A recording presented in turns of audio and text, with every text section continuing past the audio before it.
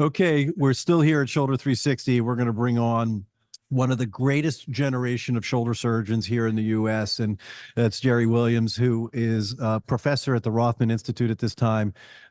Jerry started off in shoulder when no one else was doing it. There were maybe 3 or 4 shoulder specialists that you could do a fellowship with and train. So he really watched the evolution of the great things that have happened in the world of shoulder.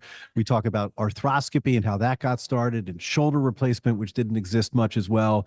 And he has truly led the campaign for education. And one of the things that we truly love is that his daughter Alexis has followed him into clinical practice as well throughout her entire training. What a wonderful sense of pride that he has for that. It's a great episode. We know you're going to love it. Dr. Scott Sigman, #FollowTheFro.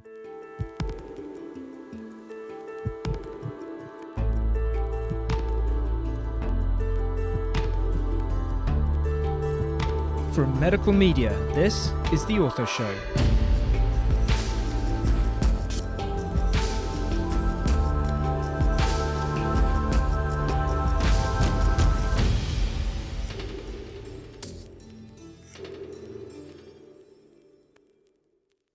Hello, world. Dr. Scott Sigman. Yes, your favorite opioid-sparing orthopedic surgeon here for another episode of the Ortho Show podcast, coming at you live from Shoulder 360, which is absolutely one of the most entertaining and innovative shoulder meetings of the year. We always look forward to it. We have a special guest today who is literally one of the American royalty of shoulder surgery, Dr. Gerald Williams, who's a partner at the Rothman Institute in Philadelphia. He is the John M. Fenlon Professor of Shoulder and Elbow at the Medical College of Jefferson University. He's the past president of AAOS, ASCS, Pennsylvania Orthopedic Society, and so many others. You know, Jerry, what a pleasure it is to have you on the show. Thanks, Scott.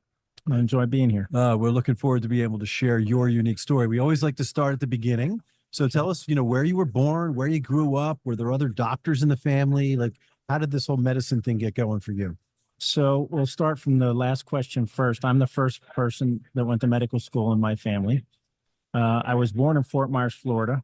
My parents... Nobody was born in Fort Myers, Florida. I was. My parents have been divorced. My mom's been married 4 times. My dad's been married twice. So I moved around a lot. Oh, my gosh. I was in Fort Myers probably till around age 6 or 7. Then we lived in St. Louis, Missouri for a year.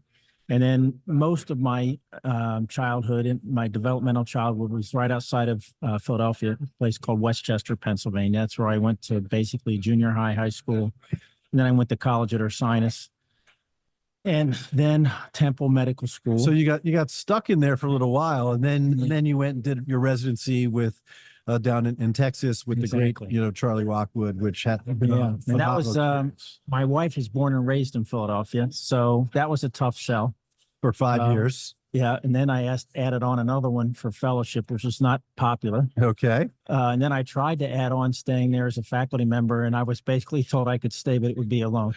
so back to Philadelphia you go, right? Philadelphia. Well, that's it. That's how that happened. The work-life balance could not be more important, right? I mean, you experienced that in childhood with a number of divorces, so hopefully that's all worked out well for sure. Yeah, good. So let's talk about that, because I think that's one of the most fascinating things, because back in the year of 1990, there were very few doctors that were going into shoulder and elbow only, right? That's true. It was very limited at the time. It was sort of pre-Renaissance. We weren't really doing yet a lot of arthroscopic stuff.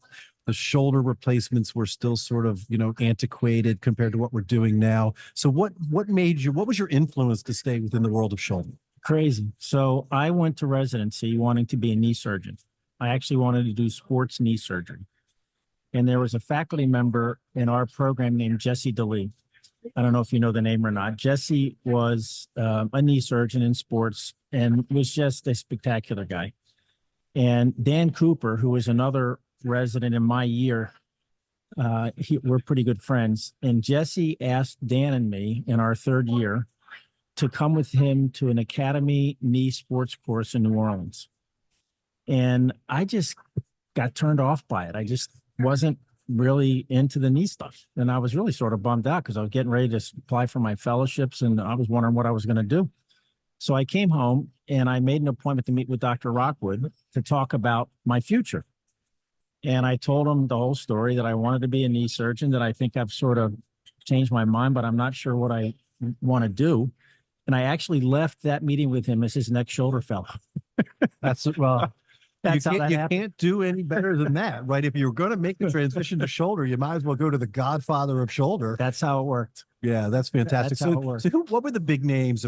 So it was There weren't Near. very many. So it was Rockwood, Cofield, Hawkins, Near. Yeah, I with mean, Russ Warren. Biliani was starting Yeah, at that yeah, point too. but there wasn't, I mean, if you looked at the number of fellowships that were emphasizing shoulder surgery at that time, and even if you include Hawkins, who at the time was still in Canada, there was maybe 6. Yeah, I mean, something like that. And it's amazing. So we're going to talk to a number of people here, and it really it's like the NFL coaching tree, like they talk about the Belichick tree or whatever. Maybe we don't talk about Belichick so much anymore. I'm from Boston, but anyhow, but the point is, I mean, that lineage, the legacy that was passed down, really sort of, Charlie Rockwood was such a big part. Now, speaking of those types of names, so you do your fellowship, which had to have been, what were you doing in fellowship, by the way, in 1990? Be honest with you, I basically arthroplasty. Yeah. Did a little bit of fracture work. Dr. Rockwood really didn't do arthroscopy, as you probably know. Open instability too, yeah, right? Open instability. So, I mean, I did and saw my first arthroscopic shoulder surgery at the same time. Yeah. I mean, I basically taught myself how to do arthroscopy. Yeah. So it was really, there was no reverses. Yep. Very, very early arthroscopic Bankart repairs. There were basically people doing arthroscopic acromioplasties and distal clavicle excisions, but that was pretty much it. People, I did my fellowship at Curl and Job in 95, and we could get in the shoulder, we would tool around a little bit, but we didn't have instruments, we didn't have stuff to do while we were in there, and so, but it really sort of was a truly evolutionary time. It was ready to explode. Right I couldn't agree with you more. And just the things that we do now. And the funny thing is, Lanny Johnson's a really good friend of mine. And, Lanny is one of the guys that really pushed arthroscopy, and he tells a great story. The people who were most resistant to his introduction of arthroscopic techniques were the sports surgeons at the time, which is kind of weird. You wouldn't think that would be the case, but he tells a great story. I mean, the people who he had the hardest time convincing were the people who were the sports surgeons at the time. That's amazing to me. And anytime there's new ideas and techniques, it's always met with skepticism. And probably the biggest reason is to learn how to do arthroscopic surgery, if nobody's taught you how to do it before, is a daunting, concept, right? So most people push it off for as long as they can, but then eventually, as the instruments caught up, the techniques caught up. Well, I remember for me, I was still doing, open cuff repairs. This was probably 1999, 1998, somewhere in that ballpark. Sure. And we were talking about it at that time. Joe Ionati had left to go to Cleveland Clinic, and it was basically me, Matt Ramsey. I think Dave Glazer was with us at the time, but it was just, we didn't have that much going on. And I went to an academy course at the Learning Center, and Gary Gartzman is another good friend. And Gary stood up at the time. Somebody asked him a question after an arthroscopic cuff repair talk. And Gary made the comment that if he couldn't fix it arthroscopically, he couldn't fix it open. And I went home after that meeting and I said to Matt, Matt, we got to do this. Okay. Gary Gartzman tells the truth. I believe him. And he just stood up and told everybody that if he can't fix it arthroscopically, he can't fix it open. So we got to start this. I love it. I love it. It's funny when I took the journey to learn arthroscopic Latarjet, Matt Ravenscroft had a picture of looking through a keyhole as one example. And then the next image was a view of the Grand Canyon. Right. So the point being, it's amazing how much better you can visualize when you have that camera to be able to see the things that you're doing. Yeah. So you brought up Joe Ionati. So your first job, right? Actually, my first job. It's very interesting. So my wife wanted to come back to Philadelphia. I could not find anybody in Philadelphia who wanted a shoulder surgeon. I mean, I wrote everybody, including Joe Ionati. Amazing, right? So I then interviewed a few places. Once was in Pittsburgh. And I basically wound up borrowing $140,000 from Graduate Hospital, which at the time was the clinical hospital for the University of Pennsylvania, which is where Joe was. And the residents used to work there. It was a real hospital. Okay. So I basically became employed by Graduate Hospital, borrowed $140,000 and hung a shingle out. Wow. And 6 months into that, and I started going to the Penn conferences and things like that. So I got to meet Joe. Basically, I got a phone call from Joe about 6 months into it to come have breakfast at his house on a Sunday. And basically, he asked me to join him. God knows why, because he had just become a shoulder surgeon. I mean, was, he because didn't that's even what I do a was, fellowship. I know, but that's what I was like. The two of you are so well recognized within your field at this point, It was one of those and you're things. growing up together. It was one of those things between Joe and me. 1 and 1 was 3. I mean, Yeah. we were very, very complimentary. And he had the vision of hiring a shoulder fellowship trained shoulder surgeon at a time where he had just become a shoulder surgeon at Penn without any fellowship training. And it worked out great. So that was a 10-year partnership, if I'm not Yeah, mistaken. about Yeah. that, 8 to 10. It Yeah. was great though. It was like a rocket ship. We had so much fun. And that was such an amazing time, It was just great. It right? was I really mean, a you've lot got of fun. reverse total shoulder coming out. All the arthroscopic We techniques just are had a coming blast. out. We really did. And I Mhm. wound up paying back the hospital that I borrowed the money from, which they didn't think I was going to do. It's interesting that one of the administrators at that hospital became an administrator at Penn Presbyterian Hospital, which is where Joe and I were working. And she told me one time that they never thought I was going to pay him back. I said, I was a man of my word. I told you I'd pay you back, and I did. I love it. That's a great story for our listeners out there. I'm not sure if my sons are listening or not, but that's a good thing to think about. So all right. So Joe winds up going off to the Cleveland Clinic to become chairman, which was the Yep. next sort of evolution step for him. When did you make the transition to Rothman? 2007. Joe left, I believe, in 99 or 2000. Mm-hmm. And it was sort of a tumultuous time at Penn. Universities are kind of strange animals. And, Joe had done his residency there. He got his PhD there. He did everything that anybody could possibly ask of him clinically, academically, and administratively. He wanted the job as chair.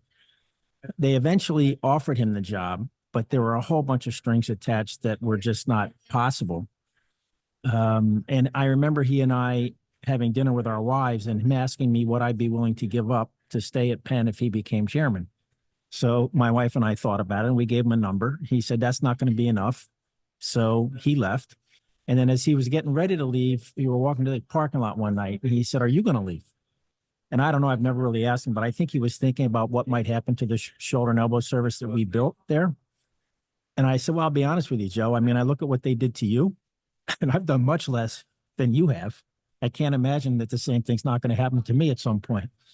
But I stayed I stayed for another 7 years and became chief of orthopedics at the hospital for Penn that we have had. I answered to the chair of the department, but I was chief of orthopedics at that hospital.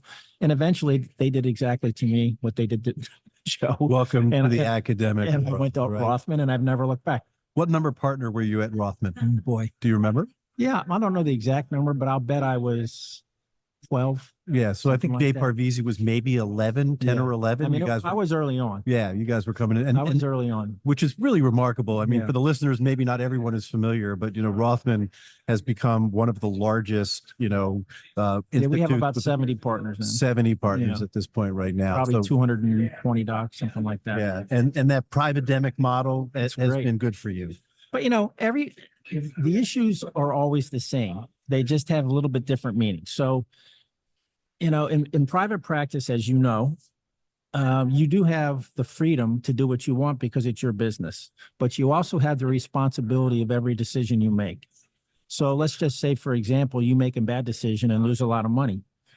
At a health care system, they just give you more and you start over. If you're in private practice, that doesn't work. Yeah. It's sort of like the federal government. The federal government has a printing press.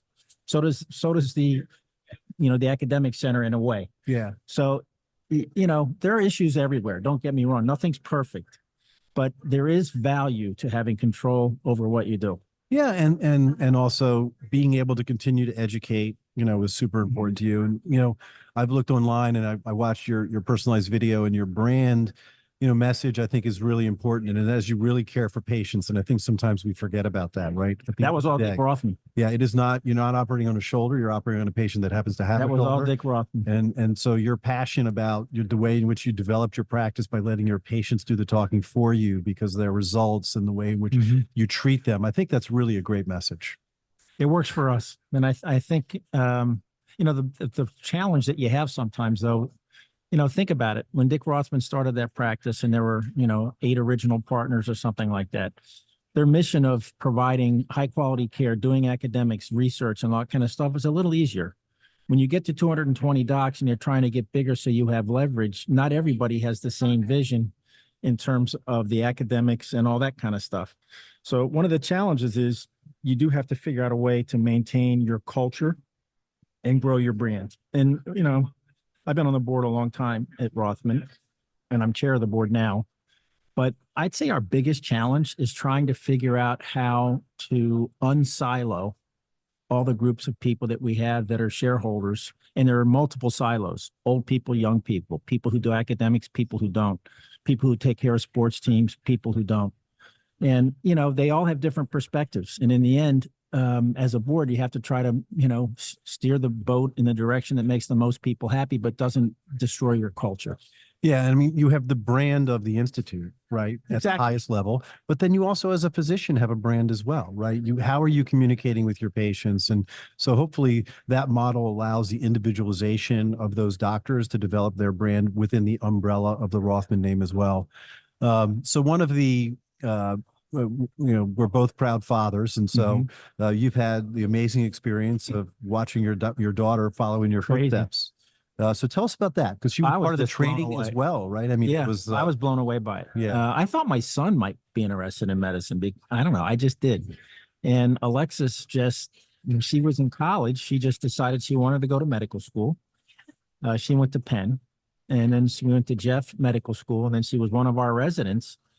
And she's just been like a dog with a bone. And I remember when Dick was alive, Dick Rothman was alive, he used to meet with all the residents to try to figure out what they wanted to go into. And Alexis came home after she had her meeting with Dick and said, Dr. Rothman told me I'd be crazy to go into shoulder surgery with you being a shoulder surgeon. I thought, fortunately, Dick's living his life and you're living yours. So you do what you think you want to do. Yeah, no, And exactly. so that's what she did. And I have to tell you, it's great. Yeah, no, I look, we just interviewed Loren LaFosse, and Thibault, his son, Yeah. has followed. I remember when his footsteps. Thibault was a little guy. Yeah, right. Amazing. Yeah. That, as we get older, we get more gray hairs, and all of a sudden the years go fast, right? Yeah, it's the truth. They do go faster. All of a sudden we're the old guys in the room all of a sudden. But what, and now your daughter is in clinical practice and doing amazing work as well. She's great. She's very happy and she's doing good work. So I'm happy. I'm happy. And I'm thrilled to know that she knew about the Ortho Show. You did not know so much, but she knew about it, which is great. That generation, they're pretty good with digital stuff. Well, it's funny. You brought it up, which is interesting. You hung up a shingle, right? You borrowed 140 grand and you just sort of put your name out there. But nowadays, patients are really savvy, right? They are. They Google you, they review you. You always ask every patient, who sent you to see me? Yeah. And usually they used to say another patient or a doctor or something. Now they say, I just Googled you. I Googled you. But then isn't that amazing? Like, that the next time you're walking into a new patient, sitting in that exam room, you're going to open the door and that patient's there. Half the battle's over. They wanted to see you because of what you've been able to share. And they know where to find it. Yeah. And they know where to find it. And I guarantee you, they probably don't go on our practice website. That's not where they get it. Yeah, no, they're Googling it, they're reviewing it, they're talking to other patients and all the other things that are happening. Well, look, Jerry, I watched you up on the stage. You guys led it off for Shoulder 360. Worked pretty good. Yeah, that was fantastic. And I missed out on the generation of shoulder replacement, so I had no idea what you guys were talking about, but it was really good. Well, there was no way I was going to stand up and be the first speaker at 360 and get gonged. You did not get gonged. Everybody gave you 9s and 10s. It was a fantastic But I was done with a minute to spare. No, it was great. Listen, Jerry, this is what we love about the Ortho Show. Cool. We bring on the most amazing people that have dedicated their lives to their specialty. You started off in shoulder when no one else was doing it. You've been passionate about it. You've shared it with so many. Now your daughter's in practice because she followed you along as well. What a great experience. And we can't thank you enough for Thank you, Scott. It's been great. Today. It's been a lot of fun. I hope we get to see you again sometime. Oh, absolutely. For sure. Good This deal. is Dr. Scott Sigman, #FollowTheFro, host of the Ortho Show. Till next time.